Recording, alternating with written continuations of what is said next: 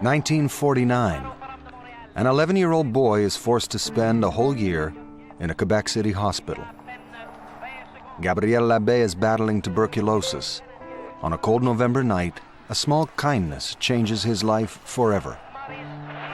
One of the sisters told me, "I'll lend you a radio and I want you to listen to the hockey game. There's one name you will hear more often than others. He's the best. His name is Maurice Richard." Le but du tricolore enregistré par Maurice Richard. For Gabriel, it's the beginning of a love story.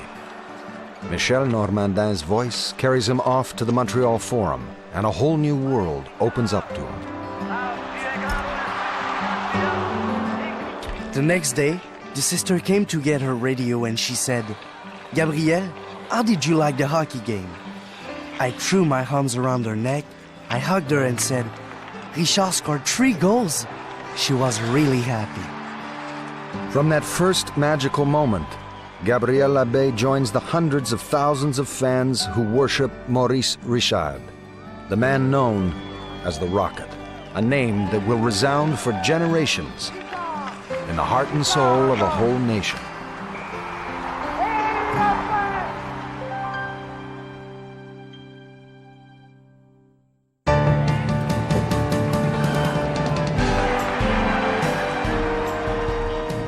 As the country emerges from the Second World War, Canadians face a very different reality.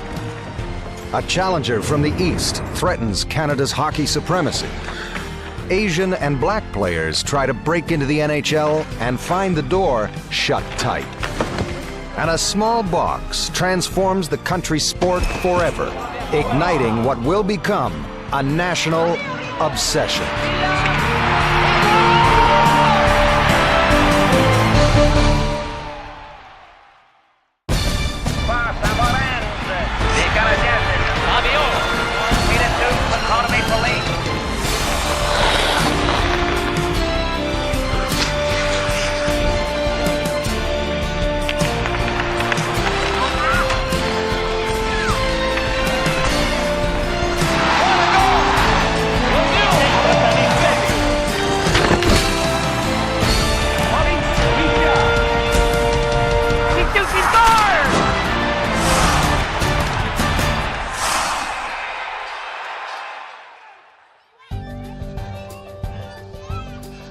(1953).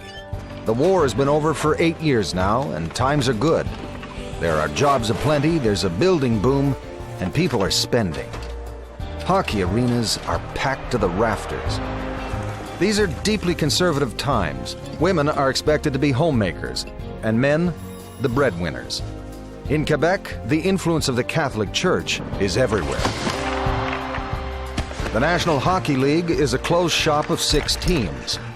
Montreal, Detroit, Boston, New York, Chicago, and Toronto.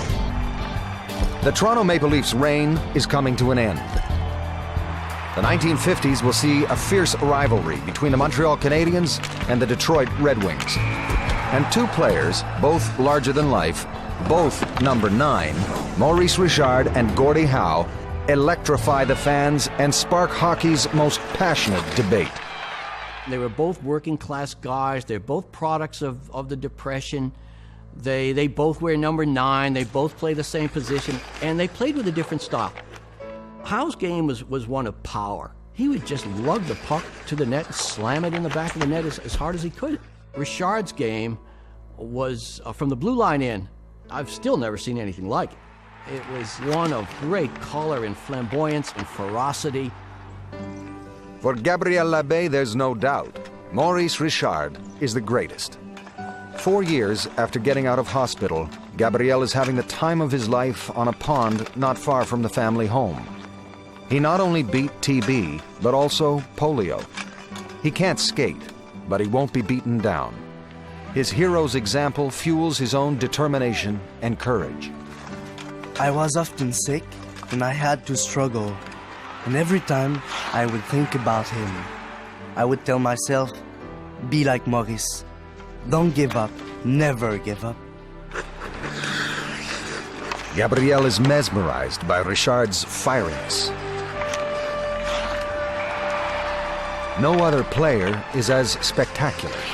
He is unstoppable. He charges, dekes, he fights, and he's the one who scores the winner in overtime. This is a man seized by a single obsession: to score goals. His opponents can't help but admire the way he does it. The Rocket pulverizes record after record. 45 goals in a single season, 50 goals in 50 games, and he's the first player to score more than 325 goals. Et voilà le point, le 325e but de la carrière de Richard. This strong, silent man is winning the hearts of fans all over the country. In back alleys and on local rinks, children imitate the Rocket. They create their own shrine to this great, conquering hero. From all parts of the country, Richard gets presents and fan mail. I have great admiration for you, and I would like one day to be like you and play.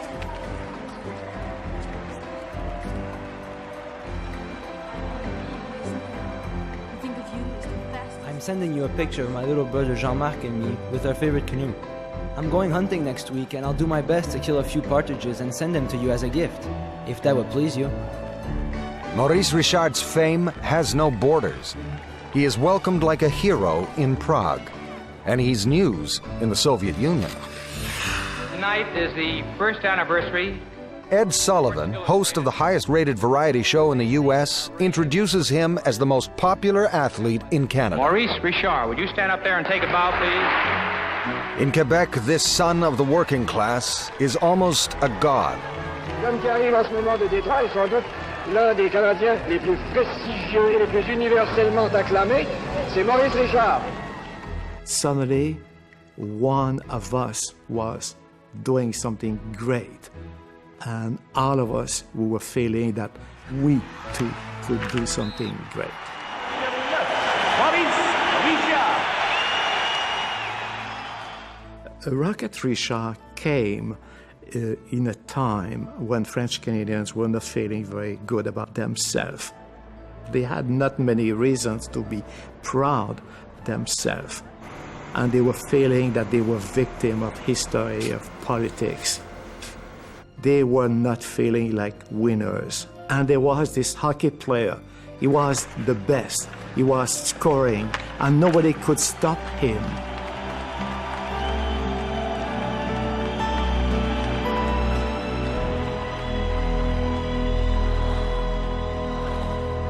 Puck is dropped. It bounces over the line to Howe. Howe getting his shot. He shoots, he scores! But there's another number 9 in the hockey kingdom, and he's on a mission to break the Rockets' records. Legions of young fans begin cheering for Gordie Howe, the shy, gentle man who becomes a terror on ice. Jim Van Tour, an 11-year-old Albertan, identifies completely with his hero. He looked like sort of a classic prairie boy. He was a big, strong kid, not very well educated, but humble, willing to sign autographs. In addition to being such a fabulous hockey player, he just seemed like such a nice person. In 1950, just as his career is taking off, Gordie Howe has a brush with death. The young Red Wings star goes headfirst into the boards and crashes to the ice. He was out cold, and people were all around him, and he was bleeding. It was the talk among myself and my friends. It was pretty tragic. People thought that he would never play again. In fact, some people thought he wasn't going to make it.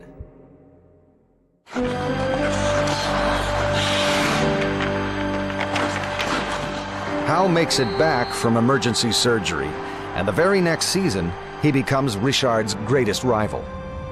He sets his own record, winning the Art Ross Trophy as the league's scoring leader 4 years in a row. Dazzled by his hero, young Jim Van Tour wants to be number 9 on his team. He gets his wish. I was on top of the world. I can remember very clearly how thrilled I was to get number 9 because I thought that meant I was the best player on the team. Or if I wasn't, I was going to be. I can't lie. I was such a Gordie Howe fan that, listen, how many times when you were a kid, you're in your backyard or you're on the pond and you scored a goal, or, you know, you'd be playing with a buddy and you'd say, oh, here we are, Game 7, and Stanley Cup final, and you score the goal, and Gordie Howe, Detroit Red Wings, Stanley Cup champions. The amazing thing was, you had the same excitement when you were a kid at 8 doing it as when it actually really happened. Jim Van Tour knows everything there is to know about Gordie Howe. One day, he sneaks into the Red Wings dressing room. Gordie Howe and Ted Lindsay were sitting together side by side. He just said hi, and he asked me if I played hockey, and I said yes. And he sort of said, good for you, and signed my book, and that was it. I was in heaven. I couldn't believe that I was actually standing face to face with Gordie Howe. Jim Van Tour is convinced that Howe is the greatest. Gabriel Labbé is just as sure that no one can match Maurice Richard. That's what made them both great, is that they probably benefited from each other in a sense that they had so much pride and they wanted to win so badly that it pushed them to really be competitive against each other for their particular teams. Howe's resilience will make him the greatest survivor in the history of pro hockey, with a career that spans nearly half a century. Maurice Richard will become the first player to break the magic 500-goal barrier. And more than that, he'll become a symbol for a new generation of French Canadians.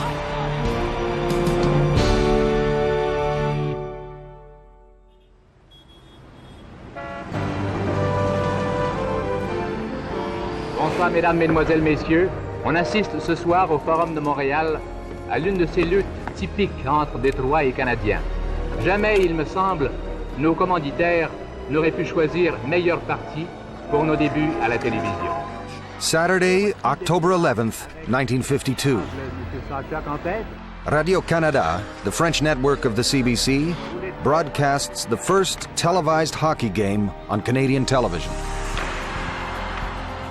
The very first hockey night in Canada comes from the Forum in Montreal. Dans la zone du Détroit, Gordie Howe, numéro 9, le même numéro que Richard. The broadcast is directed by Gérald Renaud. Bien arrêté par Bata. Look, hockey was so popular, and this was the dawn of television. It was obvious that hockey would become an extraordinary television spectacle. I never doubted it for a minute. Going in the casting right in the goal, scores! The casting. Backhand of the beautiful. Soon after, it's Toronto's turn. A great Canadian tradition is born. They hold it against the boards, it goes loose again. Across the country, families can actually see their heroes and new stars like Big Jean Beliveau. Few can afford their own sets, so fans gather outside store windows to watch with awe Boom Boom Geoffrion's slap shot. Sanowski stopped it. Puck is loose, and Detroit's coming in again. Here's a shot right off. Rhoda kicked that to the side. Others congregate in neighborhood bars to watch live Ted Kennedy's grit and determination. We were young enough that whatever we saw was sort of magic, and anything coming out of a television screen was magic anyway. It's not just the player on the ice, but it's seeing the lines, it's, the logos, the crowd, hearing the crowd, connecting the voice of Foster Hewitt to the game that was going on. For the best, I mean for the best. Murray Westgate, the friendly Imperial SO dealer. Like this. Tonight, Carl Voss, referee-in-chief of the NHL. How did you feel? The hot stove in between periods. Well, to look back on 25 The whole package of it, was so big and so exciting. Koski, Stove, and McIntyre will likely be the scoring play. And it's 1905. The Chicago second goal, making it 5-2. Television commentators keep viewers on the edge of their seats. They become as famous as the players. On the CBC, Foster Hewitt has switched to television after 20 years of play-by-play on the radio. Taylor right in front of the net. He's right in. He scores! Taylor from Strider, and that makes it 3-0. On Radio-Canada, René Le Cavalier's smooth delivery helps refine the quality of spoken French in Quebec. Derrière ses buts, Kelly joue à cache-cache. Hockey Night in Canada spurs the sale of television sets, but its success is a crippling blow to junior and senior hockey leagues. Just 2 years after the first televised game, Tommy Gorman, general manager of the semi-professional Ottawa Senators team, is forced to close shop. We have no choice in the matter but to withdraw from the Quebec League without further delay, as the televising of the Saturday night programs from the Maple Leaf Gardens has completely ruined our attendances. It is with great regret that we will be forced to suspend operations. It's probably the first time in the memory of living man that the capital city, once known as the cradle of hockey, has been without a senior club of some kind, amateur or professional. The Ottawa Citizen, December 21st, 1954. They hold it against the boards. It goes loose again. Sloan going in on the left side, cutting right in on goal, and Rollins. Television establishes the NHL as the undisputed king of the hill and turns hockey into a national obsession. Hockey Night in Canada is the highest-rated show of the 1950s and remains the longest-running program in the history of Canadian television. Canadians win the Stanley Cup, and the place is pandemonium.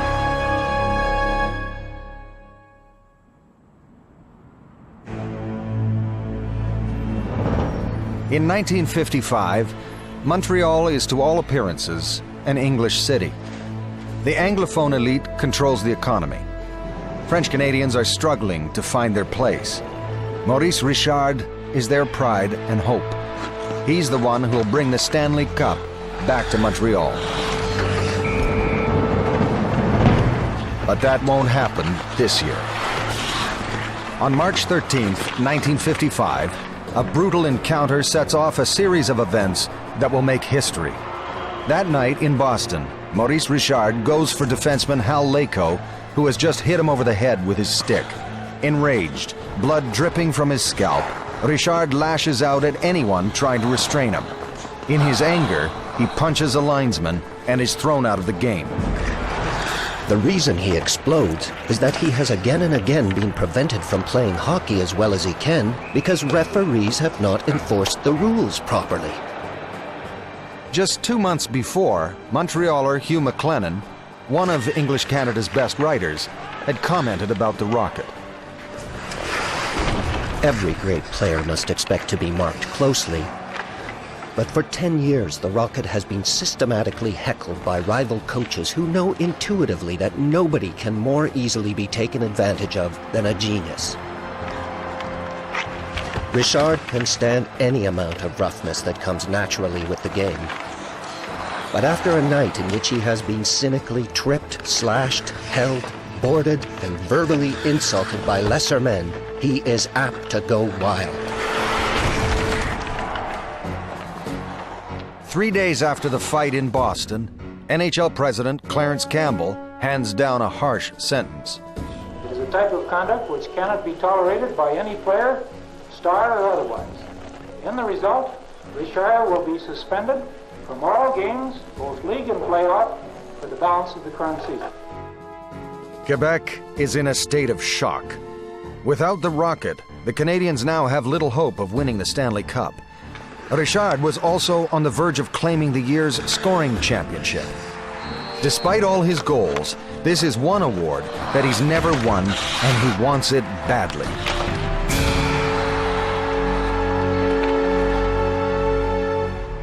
March 17th, 1955, St. Patrick's Day, the day after Campbell's decision. Demonstrators gather in front of the Montreal Forum. Guy Robinson shows up with his two brothers.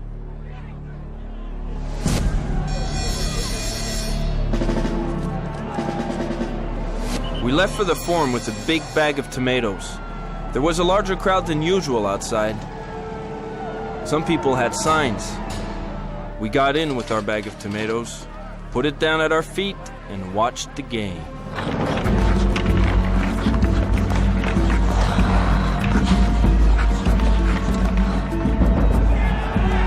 Now, suddenly, the game doesn't matter.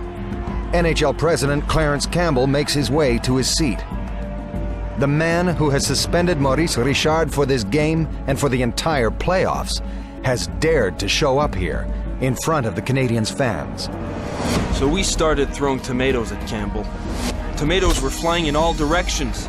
We were hitting people, but unfortunately, we weren't hitting Campbell. So my brother Andre got mad. He went right up to Campbell and threw a tomato at him. The police are ready, and now they move. Suddenly, someone throws a tear gas bomb. As the crowd rushes for the exits, the players head to their dressing rooms. The game is forfeited to Detroit. It was suffocating. Then we ran down the stairs quickly, and on the way down, we could see some shoes and some hats. Then people started to panic, really panic. We came out onto St. Catherine Street. A crowd had stopped some streetcars and a newsstand was on fire. It was total chaos.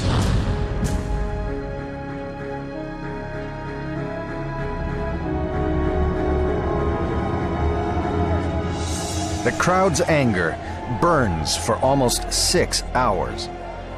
Peace is not restored in the city until dawn. Quebec has just experienced a defining moment in its long history. When Rocket Richard was punished by Clarence Campbell, it was happening in a context where there had been many strikes in textile business, in coal business, in the asbestos business, and those strikes have been very, very violent. And French Canadians did not win, the strikers did not win. And suddenly there was this hero, Rocket, being punished by Clarence Campbell. Clarence Campbell became like the pattern, like the metaphor for a boss. And the population revolted not only because the Rocket had been punished, but because they were revolting against this pattern of an English-speaking boss.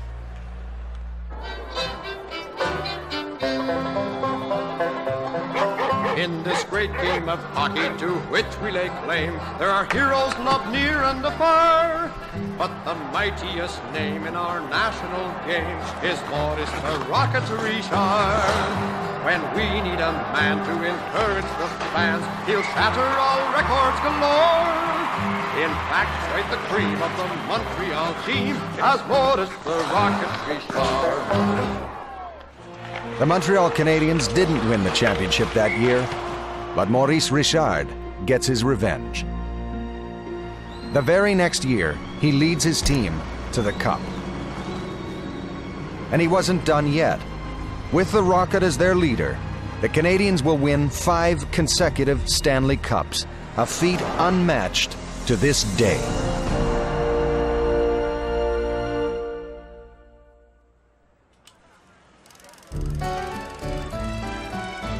In the 1950s, the first wave of baby boomers steps out on the ice.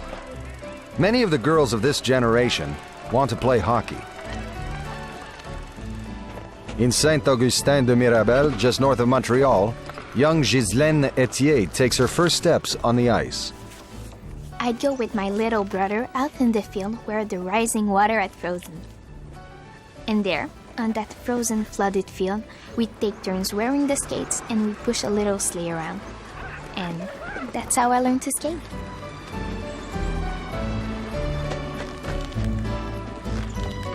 Soon, Ghislaine Etier discovers a passion for hockey.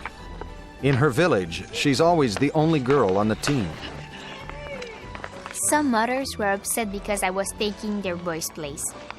One boy's mother said, "It's not normal for a girl to be playing here. It should be my boy." I didn't care. I just wanted to play, so I played. Nobody could have stopped me from playing. Well, I think what girls did who really wanted to play is they snuck into boys' leagues, or they played shinny hockey in outdoor rinks. And that was about it. There were so few possibilities because there just wasn't anything for young girls. It was pretty sad, pretty tragic, given that it was the national sport. In 1956, the Little Toronto Hockey League is recruiting young boys to fill their roster.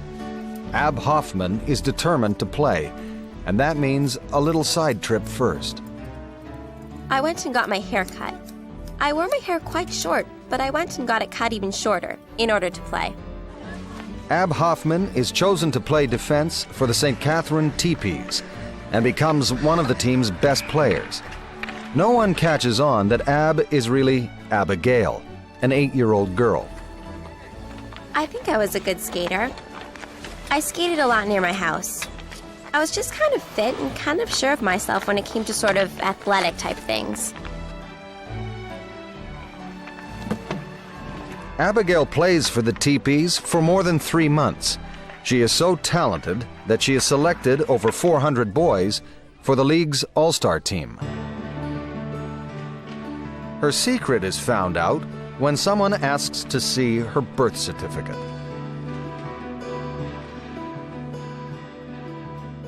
Mr. Graham, as chairman of the league, what was your reaction? Well, I was absolutely amazed. I just didn't believe it possible that we had a little girl amongst 400 boys in our league. Overnight, Abby Hoffman becomes a star. She gets more coverage than the NHL's top guns. She creates such a stir that there is even talk of setting up a league just for girls. What do you think of all this fuss that's been created about you? I think it's a lot of nonsense. Soon the media moves on to other stories and interest fades. The idea of a hockey league for girls comes to nothing. And the next season, girls are officially banned from playing on boys' teams. 9-year-old Abigail Hoffman is forced to hang up her skates.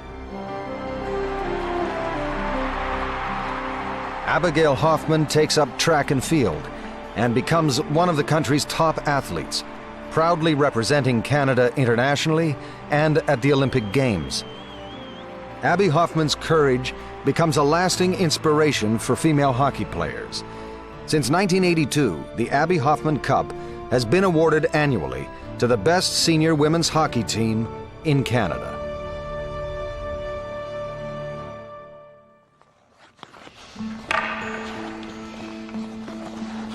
In 1948, Larry Kwong realizes his biggest dream and suffers his biggest disappointment. Kwong is the leading scorer with the New York Rovers when he's called by the New York Rangers to play in the NHL. His big night comes, but he ends up spending most of the game on the bench. It's pure agony. All I wanted to do was play hockey. They only gave me a minute on the ice. What can you do in a minute? You can't even get warmed up. I felt that wasn't too good a chance to give me, so I decided to leave them. But that single minute on the ice with the Rangers makes history. Kwong is the first person of Asian background to play in the NHL, at the time still very much a select white man's club.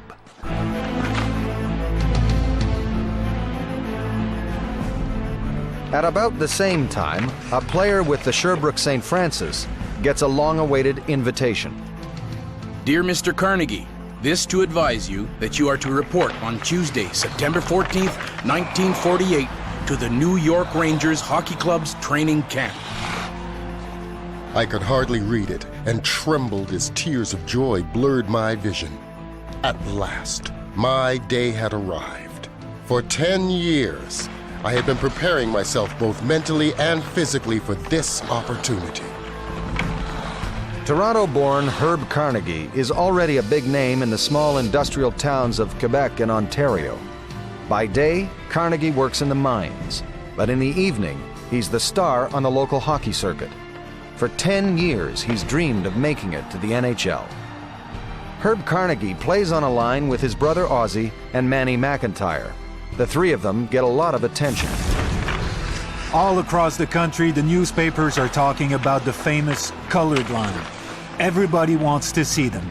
The Forum wants to have them, but they'll play in Sherbrooke. It's the top attraction in all of hockey. The Sherbrooke Tribune, November 16th, 1945. They were unique. The colored line, the black line. Everybody was talking about them. Everywhere Sherbrooke went, they were the main attraction. Playing for the Sherbrooke St. Francis, the Black Line becomes a sensation. Frederick Zacabe is a big fan. Herb Carnegie. It was a real delight to watch him play. He'd carry the puck and no one could take it away from him. He'd skate through any team. Nobody could stop him. Carnegie becomes one of the best players in the Quebec Senior Hockey League. He's voted his team's most valuable player 2 years in a row.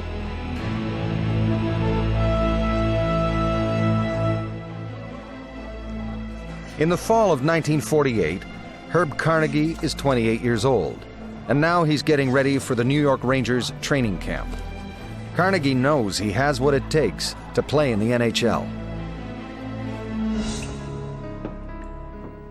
I had a wonderful training camp. I skated well. I passed the puck well. I scored a few goals. Playing the way I played, if I was a white person, I would have been in the NHL. No questions asked. No discussion. Period. But the Rangers offer him a contract with the farm team, and for less money than he's making in Sherbrooke. Carnegie is outraged, and he turns it down. Herbie Carnegie, l'un des rares joueurs noirs à faire sa marque dans le hockey organisé, déclenche une belle montée pour les Arts. Carnegie moves on and now plays with the Quebec Aces. And one day, he welcomes a rookie, a kid named Béliveau. Herbie est un grand monsieur.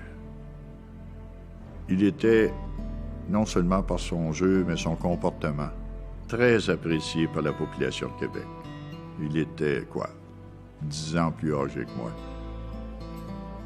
Et j'ai certainement appris des choses de lui par la façon qu'il se comportait. Herbie, sur la glace, était un joueur assez spectaculaire, un bon manieur de bâton. On avait parlé peut-être qu'il irait jouer avec les Rangers de New York, mais ça s'est jamais produit. Il était noir. Est-ce que ça lui a nui? Il y en a qui prétendent, d'autres non. Jean Béliveau will graduate from the Aces to become a legend with the Montreal Canadiens.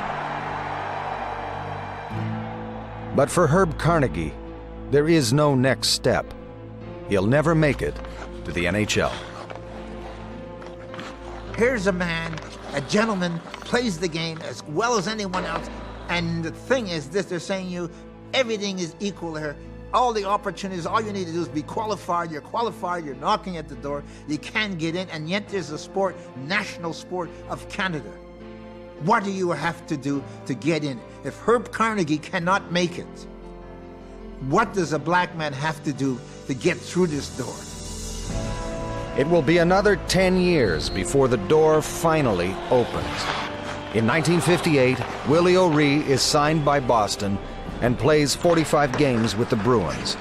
Hockey has earned the distinction of being the last major professional sport to integrate black athletes.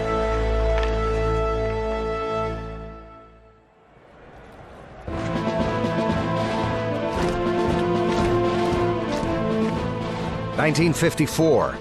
The Cold War has divided the world between East and West. Communism versus capitalism. A time of fear and paranoia.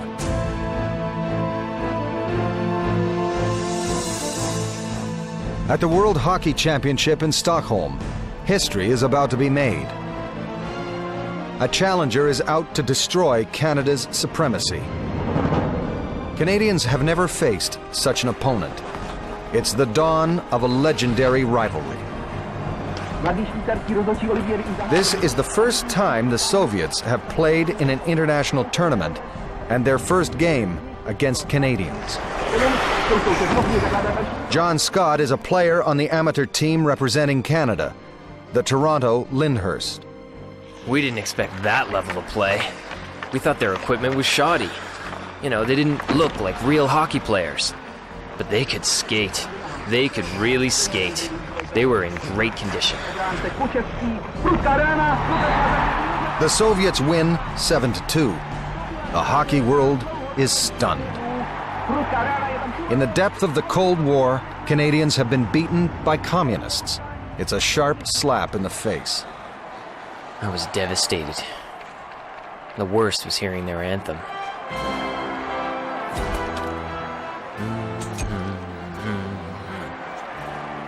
I was crying. A lot of the other players were too. We felt terrible because we let our country down. We lost, and it was a crime.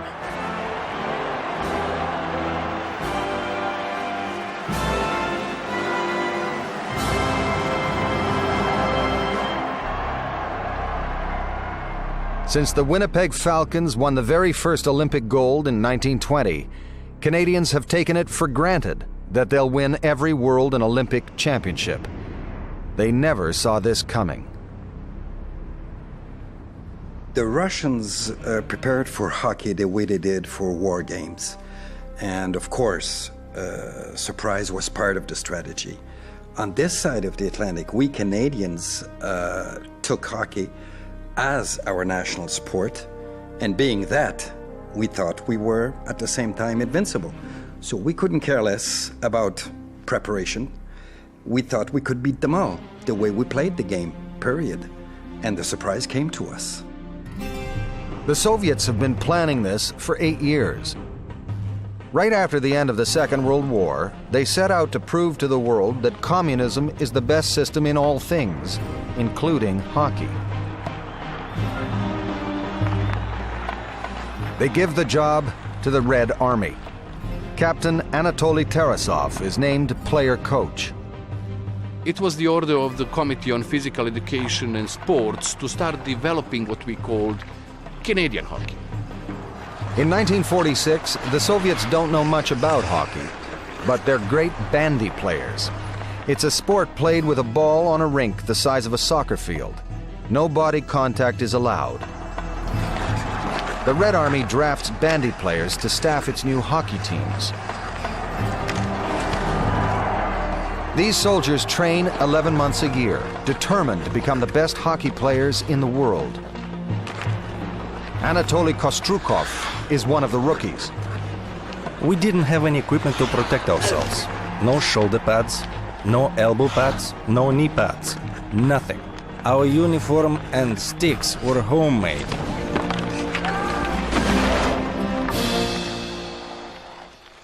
The Russians had to train under very tough conditions, and therefore they trained almost 12 months a year. They were driven by a mission. On this side of the Atlantic, hockey was part of the professional sport issue, where money was everything. In Russia, money was not a factor. It wasn't an issue. The issue was, and the only one, winning at any cost, as long as they served the ideals of communism.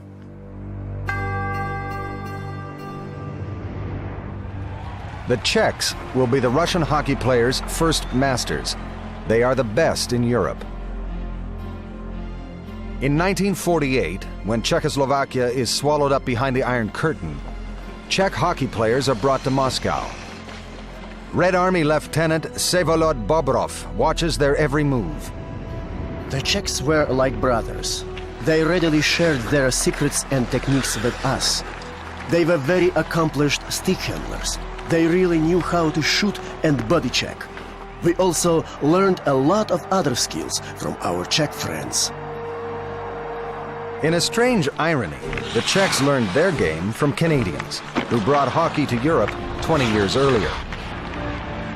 In the 1930s, the Canadians bring a style of play with them, so that there are people like Mike Buckna who stay in Czechoslovakia to teach the game, to teach a style of the game, to coach the game.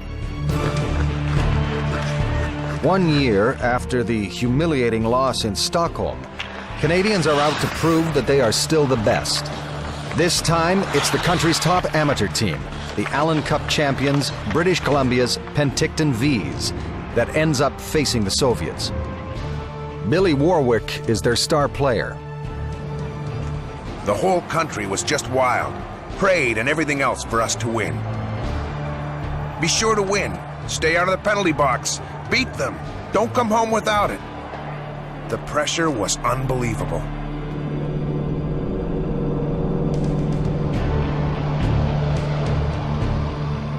From Krefeld, Germany, it brings you the final game of the World Hockey Championships between Canada and Russia. On March 6, 1955, in the small West German town of Krefeld, the Soviets and Canadians face off once more in the final game. George McAvoy, number 3 of Canada. Can Canada avoid another defeat? Of the Soviet team. It was politics. East against West and the Cold War. We knew we had to win. That's all there was. There was no way out. This is no time for diplomacy. The V's hit anything that moves. Sid Godber is covering the game for the Penticton Herald. As the goals came, so rose the tempo of the game. The Canadians checked harder and harder. The Russians seemed to be enjoying the game less and less. At the end, the Russians barely made an effort to cross over on the Canadian ice. Here they jam in there. It rolls back to the blue line. A shot, and the game is over. Canada has won. And they've shut out the Russians. Canadian players. Final score, 5-0, Canada. Canadian soldiers rush on the ice. Canada wins, but something's changed. It is no longer the only master of the sport it has created. The very next year, the Soviets regain the World Championship by winning gold at the Olympics. The seeds of a great struggle have been sown. A titanic battle for hockey supremacy has begun. A battle that will produce some of the most thrilling and most painful moments in the history of hockey.